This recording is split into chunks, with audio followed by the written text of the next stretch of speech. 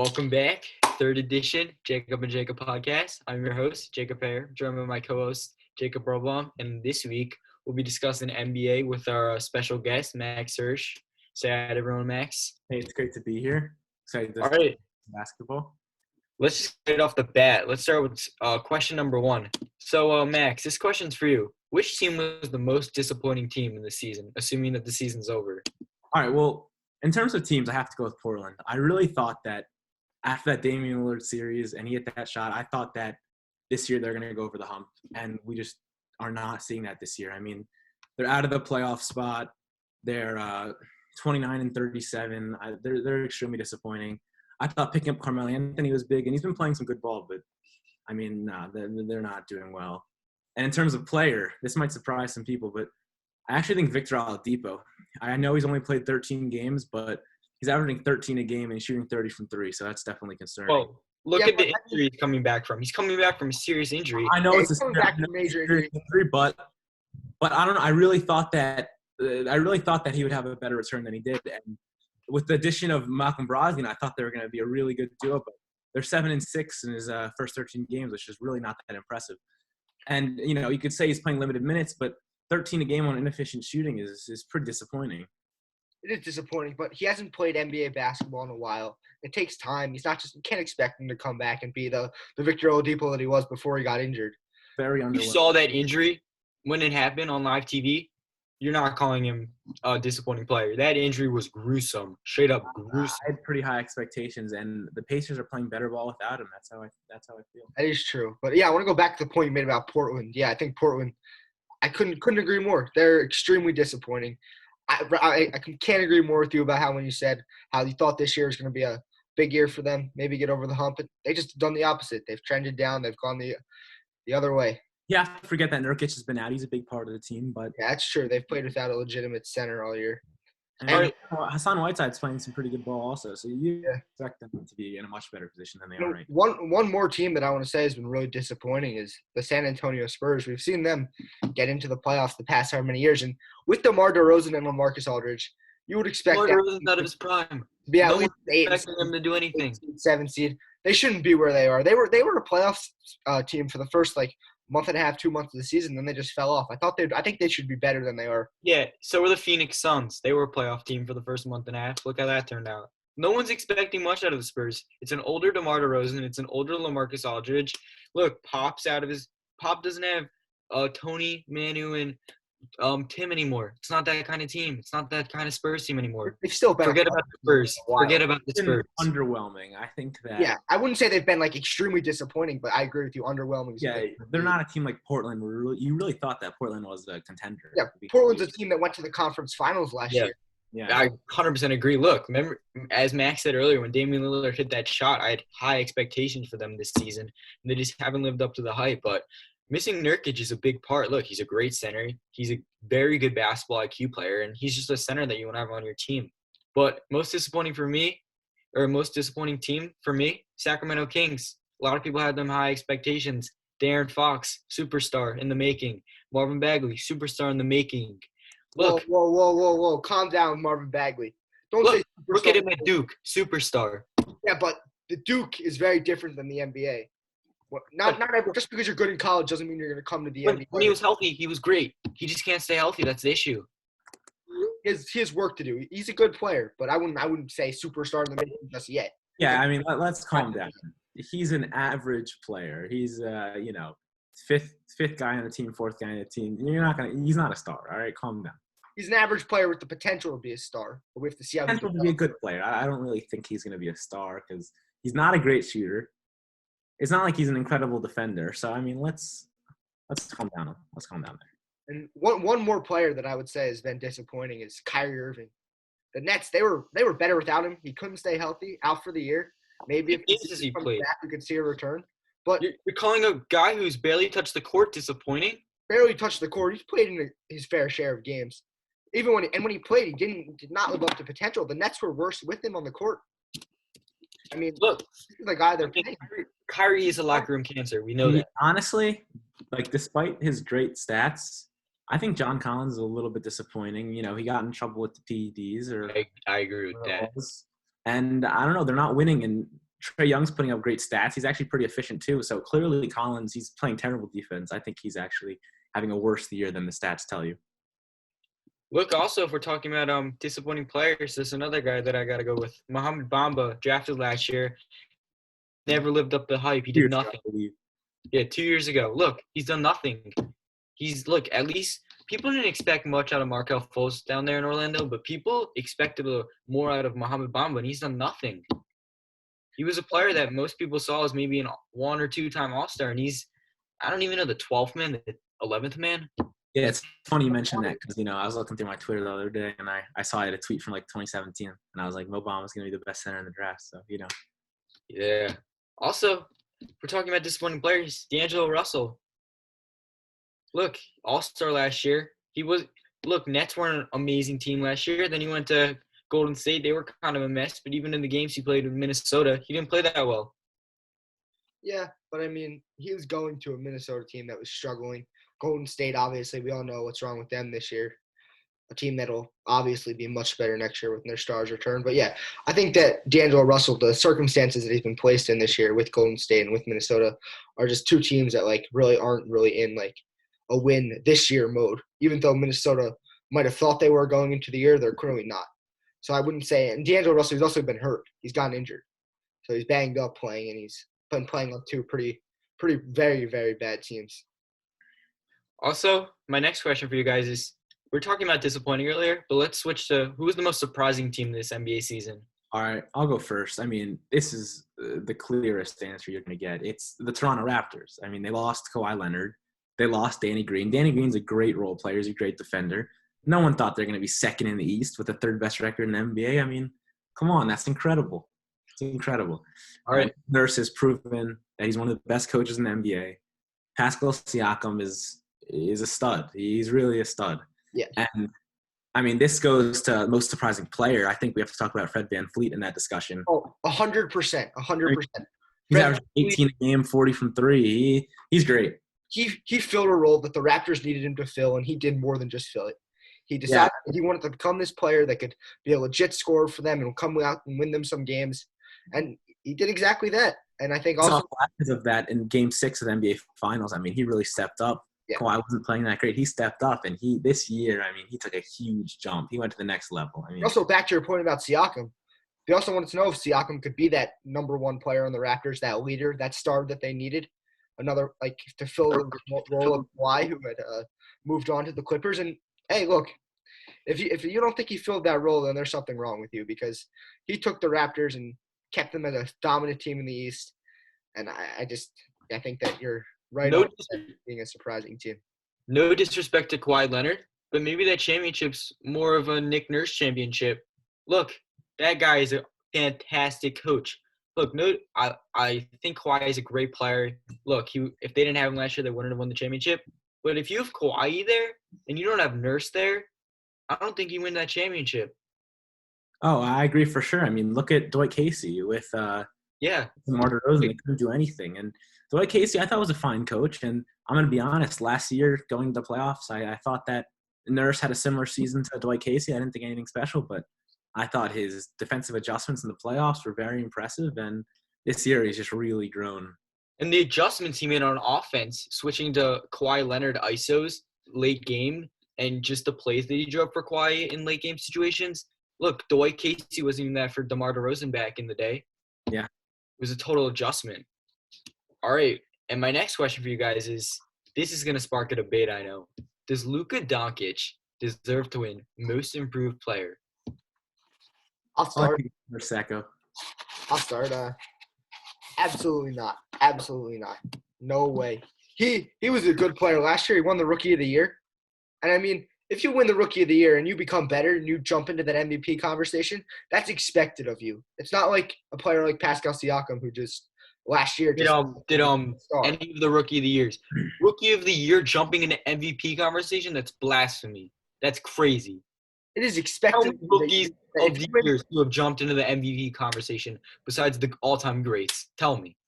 Did Malcolm Brogdon do it? No. Did MCW do it? No. Okay, well, they're not Luka Doncic. Luka Doncic is a superstar player who I think that when you win Rookie of the Year, it's expected of you that you're great again the next season. So when you continue to be great, and even though he's better than he was last year, but he's continuing to be great.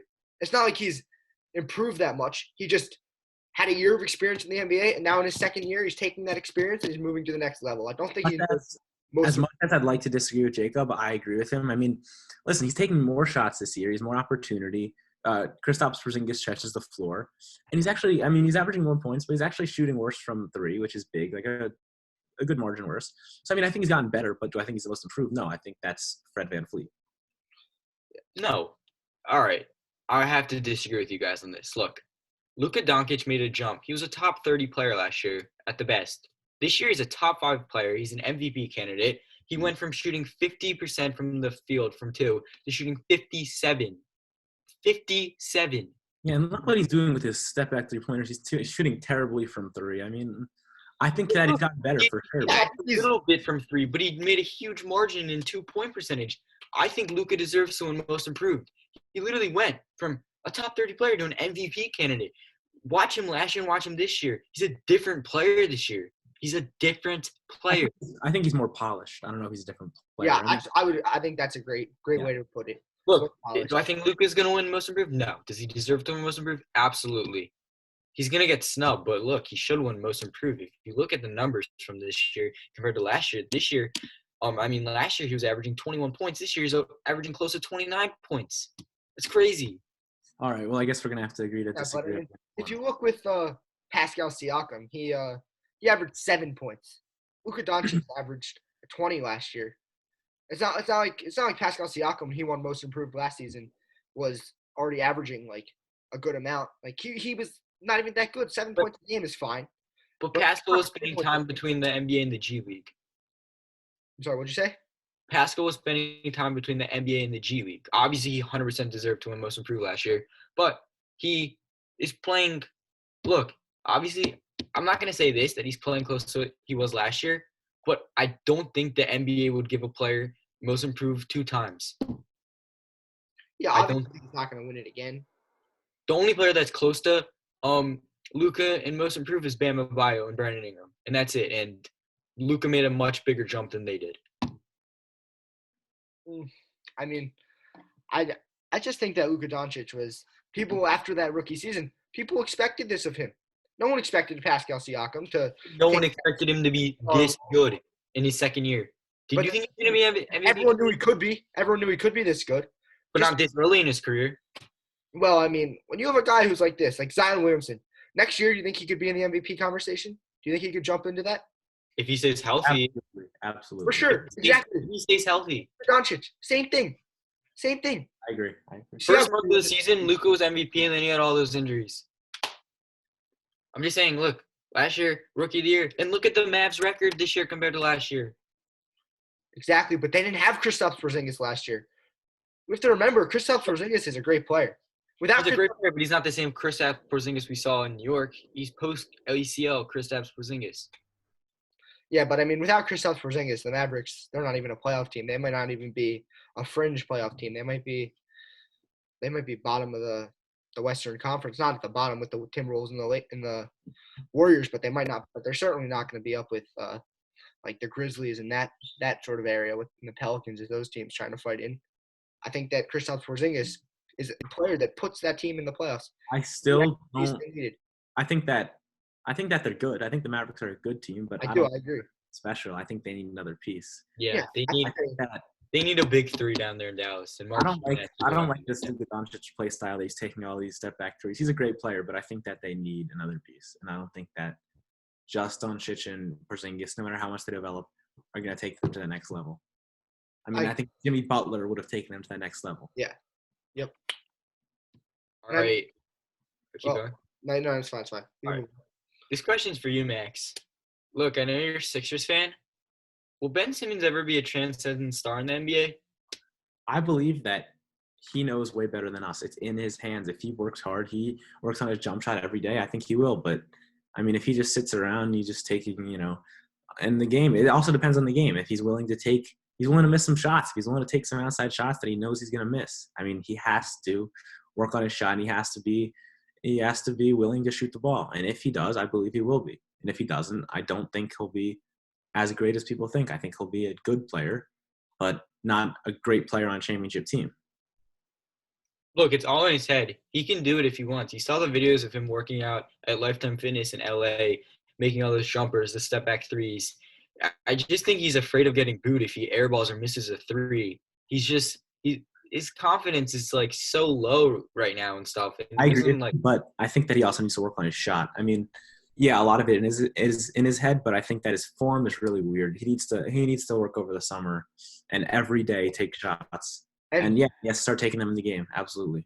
Yeah, I think that he can definitely become a star in this league and a superstar. But I agree, shooting already definitely defense. is a piece of it. But he needs to develop an aggressiveness on offense that like want to attack, want to kill somebody, go to the goal player, because he doesn't do it enough. You see him; he sits at the top of the key, dribbles in, and then he turns and kicks it out to somebody. We need to see him go to the rim. We need to see him finish strong. We need to see him attack. He hasn't played with energy, a fierceness. But Rob, the whole time, everyone thinks he's just going to attack. He needs to take that outside shot, so it adds another dimension to his play style. I agree, but he needs to attack more because teams don't know that he's that good. If teams don't know that he's planning on going to the basket, I mean, how are you going to guard this guy? He's fast, he's strong, he's tall, and if he can shoot the ball, I mean, he's going to be ridiculous.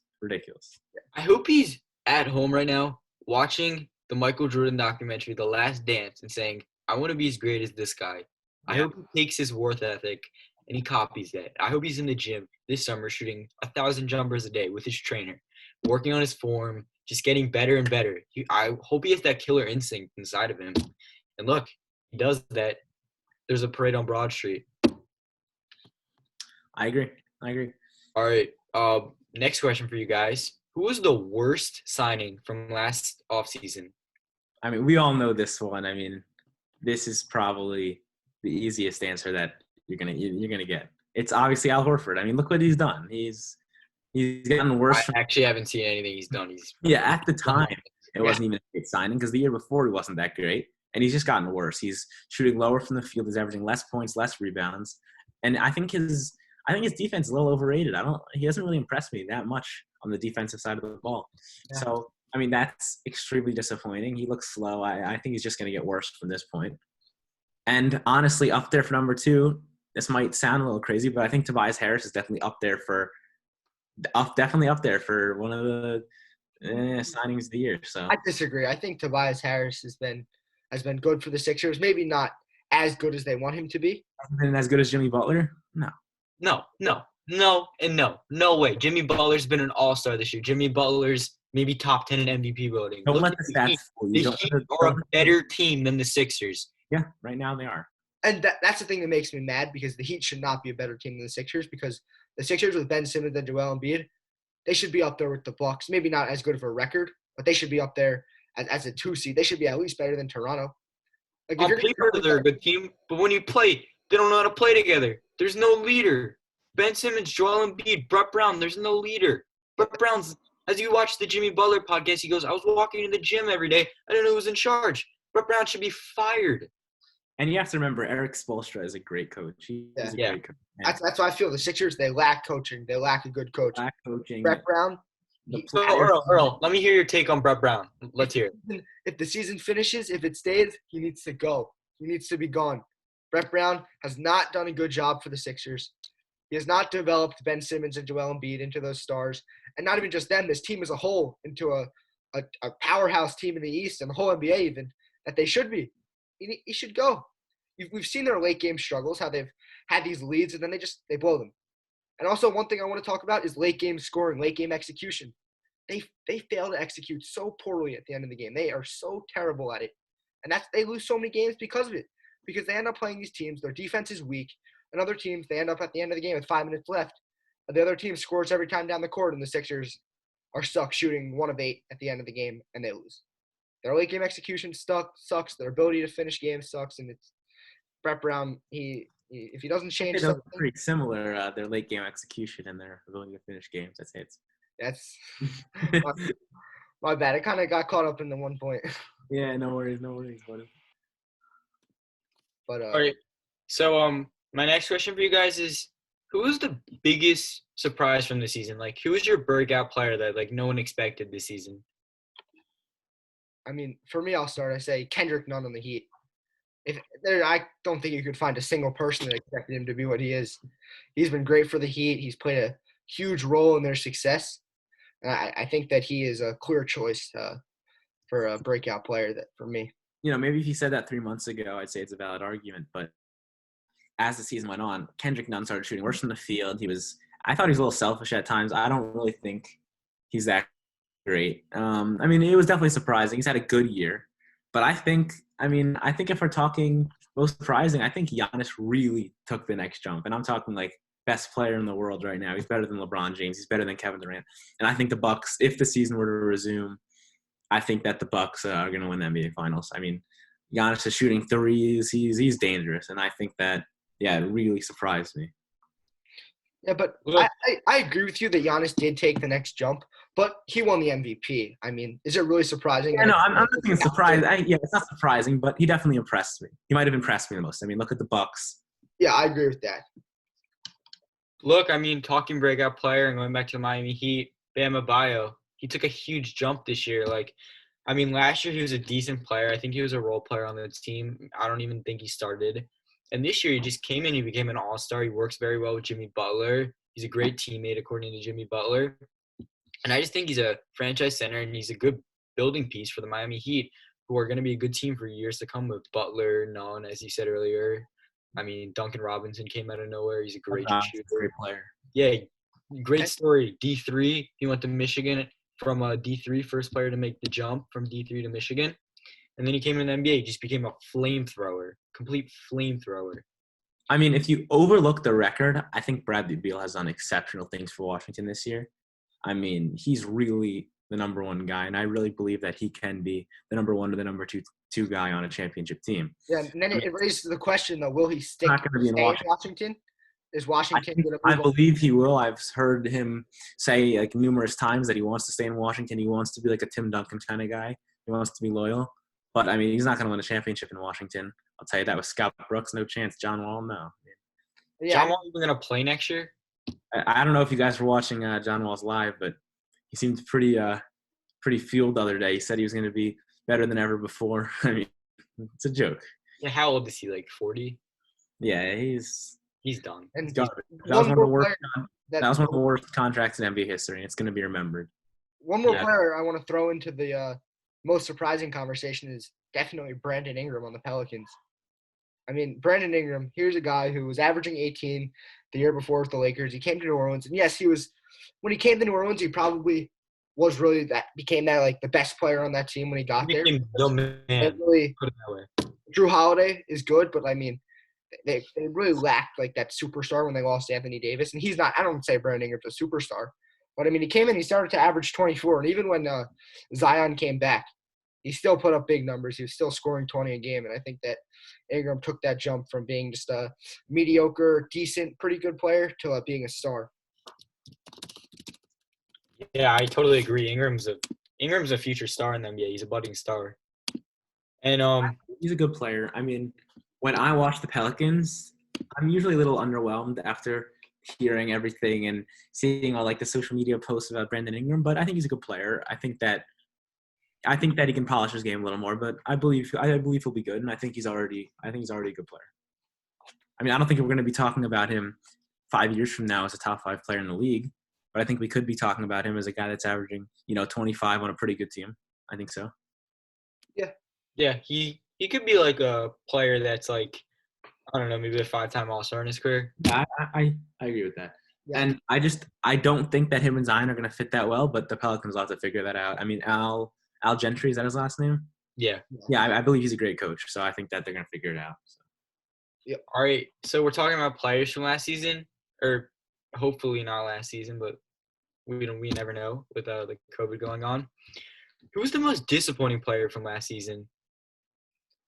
Well, I guess I said Victor Oladipo. Remember that? I kind of earlier when we talked about teams and we sort of went. Yeah, I said in terms of player, I'm gonna have to talk about. Well, look, I gotta go with Mike Conley. He was terrible this year. That's a good point. Mike Conley, people thought coming into the season that he was going to be a good point guard for the Jazz. He could lead their offense, and over the past few years, he was with the Grit and Grind Grizzlies, and then he came into the Jazz, and he just he got hurt. He came back in. He had a career low 4 assists a game, and he only connected on 38% of his shots. And if you told me last June that Conley was going to be bad for the Jazz, I would have laughed. I thought that was a great trade for them. But it turns out Conley just wasn't the guy, and Jazz might have to move on from his big contract this offseason. Yeah, and I mean, they gave up first-round picks in that Yeah. deal, like Conley. And they gave up young players. They gave up Grayson Allen from Duke. Also, going back to most surprising players, I think Bojan Bogdanovic has had a fantastic year. Yes. I really think that he fits well in Utah. And, yeah, I like him. He's a good player, and I think he's gotten even better. He's averaging 20 a game. He's shooting 42 from 3. I mean, he's good. He's also a good defender. Yeah, he's a good defender. He holds his own. So.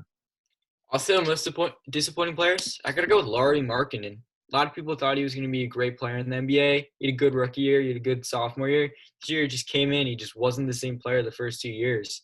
Yeah. And Bulls might have to try to move on from him, maybe look for a trade, or maybe – I hate to say this, but maybe release him if his contract doesn't go so well. And another player that, I mean, last year he wasn't great, but as a rookie he had high expectations, and especially when he got his $100 million deal. I think Otto Porter has just been a complete bust for the Bulls. He's been awful, and he's getting paid to be a great player, and he's just not. He's averaging less than 10 a game. He's not anything special. He can't dribble. He can hardly shoot. He's a slow release. I just don't think he's anything good. So yeah, I think that he was certainly good for Washington. I thought before he left. I think he fit in well, but he was never a piece when they were a playoff team. Yeah, he was a piece. I think that trade was special. Their GM, Ernie Grunfeld, gave him a max. What was he thinking? Yeah, he's one of the worst general managers in all of sports. Yeah, him and Billy King, 2 worst NBA GMs. All right, so my next question for you guys is, look, we were talking about coaches earlier. Which coach is on the hottest seat right now? I'm going to go Brett Brown. I mean, the Sixers are a 6 seed, and they have the talent to be a top 3 team in the NBA, and I believe they have the talent to be the best team in the NBA. But it seems like Elton Brand has a good relationship with him, so I'm confused, and I don't really know why. But maybe there's stuff we don't know. Maybe the players are all don't really follow the rules. So maybe they're uncoachable. So we'll have to find out what happens. I think he'll be fired in the next few years, but I mean, we'll have to see. Yeah, I think my opinion, I think that even if the season doesn't resume, even if they're not able to finish this season, I think Brett Brown still needs to go because, we've been asking ourselves the same question for the past 3 years. Where is this team going? Why haven't they taken the next step yet? And they continue to fail to do so. They certainly have the talent.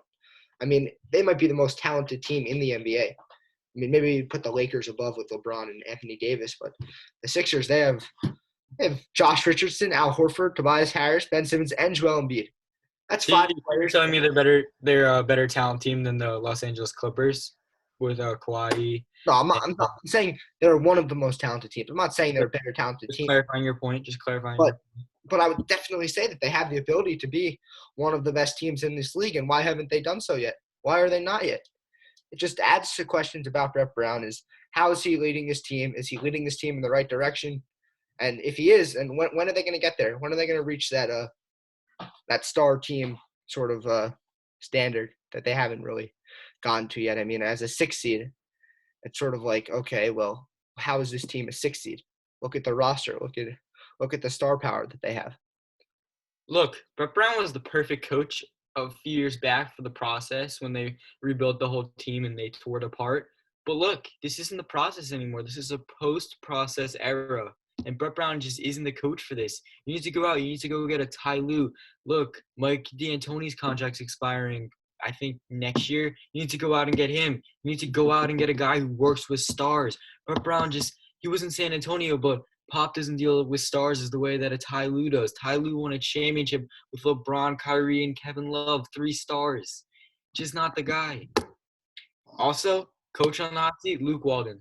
Kings, they just haven't lived up to the expectations. He wasn't a good coach in LA. A lot of people in Sacramento are fed up with him after 1 season, and I think he could be fired after this year. Even though it's been 1 season, he just hasn't lived up to the expectations that he was given when he was the coach or assistant coach coming out of Golden State. I agree that he did not have a great year, but The Kings started playing a little better. Darren Fox started playing better ball. So I don't believe that he's going to get fired after this year. But if they have another disappointing season, he's definitely on the hot seat. I just don't think that they're going to fire him yet. Yeah, He has a pretty nice contract. He's a pretty good coach. I mean, he has some good experience. I don't think they're going to fire him yet. Yeah, I think they'll give it another year and then see where they are from there. And I think the Kings, they certainly have the potential to be a good team. I don't think they're going to be a top team in the West, especially with the other teams in that conference. But I think they could, not this year, but maybe next year, be an 8 seed, 7 seed if their players really play up to their potential. If Buddy Hield and De'Aaron Fox seize the moment and take control of this team and become the star players that they can be. I don't think Buddy Hield's going to be there next season. He's been wanting all these trade requests, and the Kings benched him, and it's just not a good sign. I think that Buddy Hield could be on a different team next year. Maybe he could be in blue and red in Philly. Maybe do an Al Horford for Buddy Hield swap. I've been seeing that in a lot of local news stations on Philly. If you think the Kings are doing that, that's fool's gold. That's fool's gold. If the Kings are doing that, then the Sixers are going to give them 2 first-round picks and probably something else. You could see that this summer, just giving a warning. And also, I mean, maybe even the Lakers, if they want to add that third star, that third piece to the duo. They can't afford him. On Anthony Davis. They would obviously have to move other players, but I think if they really, really wanted to do that, then I think they really wanted to develop into even more of a super team, and they can if they want to. All right, we'll just have to wait and see. Next question, yeah. Yeah. Next question for you guys is, there's a few teams who a lot of people think are the best team in the NBA. So let's get this debate settled. Who is the best team in the NBA? Lakers, Clippers, Bucks, maybe even Raptors, maybe it's 100% the Bucks. The Bucks are the best team in basketball right now. Giannis Antetokounmpo is the best player in the world. I mean, they built that team around him. Eric Bledsoe's playing great basketball. Brook Lopez is having another good year. And Chris Middleton is having an exceptional year. Chris Middleton was going to join the 54-90 club. Hopefully the season resumes so he can. I mean, Chris Middleton is a great player, and the Bucks are the best team in basketball. They have the best defensive rating. They have the best offensive rating. I don't even think it's a question. I think that people are going to say the Lakers are, but I disagree, and I think that the Bucks are going to win the championship when the season resumes. Yeah, I agree. I think the Bucks. I mean, they've beaten the Lakers too when they've played. And they have. They beat the Lakers, and I think that Chris Middleton has been a huge, huge piece to their success, and also Eric Bledsoe. I mean, he was injured during the season, but he played well when he was there. I think you also have to mention Dante DiVincenzo. He's putting up 10 off the bench. Great numbers. Great, he's good. Great player. Just what they drafted him to do. Not be a star, not be anything more than a good player. Just be a solid bench player like he was at Villanova. I think, shout out to Wayne. Pat Connaughton is having a good year. Having some dunks, For sure. Definitely. But, yeah, I think definitely I have to agree with you. The Bucks are the best team in the NBA, and I think that hopefully, but if the season does resume, they're going to be crowned the NBA champions. I agree. All right. I don't think it'll go to 7. I think it'll be in 6, but we'll have to see. Talking about Milwaukee, there's been a lot of speculation this season about Giannis and his future. This might be a tough question for you guys to answer, but does Giannis stay in Milwaukee past 2021? I mean, this definitely goes back to the last question. If the Bucks win the championship, he does. If they don't, I believe he's gonna move. So it's just a matter of where he's gonna go if they lose. So I think that people are saying Golden State. I don't believe Golden State. The main contender right now is the Miami Heat. I think the Miami Heat, if the Bucks don't win the championship this year, I think he'd be a great fit with Jimmy Butler. And they have all the pieces around him, similar to the Bucks. I could see him going there. Yeah. I think there's. Yeah. Is this LeBron 2.0? I mean, they're different players, so I don't really think you could say. No, just going to Miami. Oh yeah, I think it could be. Yeah. The decision 2.0. We'll just have to wait and see. And also, I was seeing that another team is Toronto. I think that one question you have to ask with Giannis is, you see in the NBA today all these stars that leave their teams so they can go to another team and be the face of that franchise and not have to play with another star and just become like that number one dominant player. Right now, Giannis, he definitely has that with the Bucks. I mean, Chris Middleton he's a great player, he's an all-star, but like it's not like he is a Kyrie Irving. It's not like Golden State where Kevin Durant was playing with Steph Curry and he was always like sort of in the shadows. Like, Giannis is the number one option. He's the face of that franchise. When you say Milwaukee Bucks, you think Giannis Antetokounmpo. When you said Golden State Warriors, you would think Steph Curry and Kevin Durant, not Kevin Durant. I think that Yeah, he has that, and if he really wants to embrace that, and he really wants to stay there and lead the Bucks, lead that franchise, he'll stay. But I think that we'll have to see, because Milwaukee might not be the most appealing city to him. So we'll see. I mean, last year he just said that he wanted to be one of the guys like Tim Duncan and Dirk Nowitzki, but there's been a lot of speculation this year about if they don't go so far in the playoffs, if they don't win the championship, that he's not going to return. And we really don't know. It's all speculation right now. He seems like a guy that doesn't really care about being in a big city, but we really don't know. And we're going to have to find out. It's going to be an exciting free agency class 2021. So Money speaks. Just remember that.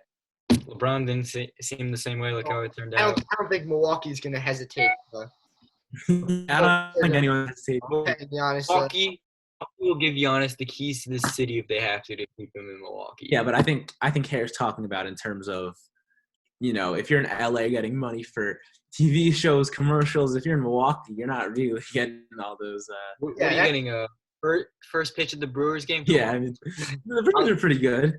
Yeah, it's just a good player, but hey, it's nothing compared to Hollywood. Yeah, it's not. I'll tell you that. Yeah, definitely. It'll be interesting to see if Giannis picks that big market team, huge, to be really like publicize himself, or he'll stay in Milwaukee and stay on a lesser market. But it'll be a waiting game. We'll have to wait and see till he enters free agency. So, Max, thank you so much for joining the show. But Yeah, it's good with you guys. Yeah, of course. Before we go, thank you, Jacob. Max. And before we go, we have a huge announcement. Big Jacob, announcement. Take it away. Coming on Friday, we'll have a special edition of the podcast. Stanley Cup champion and NHL Hall of Famer Chris Pronger will be coming on the show for an interview. So pretty exciting. Friday afternoon, probably around 5 o'clock. That video will be up, so come check it out. Yeah, I'll probably be here too, fans, just so you know. Yeah, thank you so much, Max, for joining us. You're welcome at any time. Thank you. You guys. Yeah. Thanks for watching. Make sure you like and subscribe.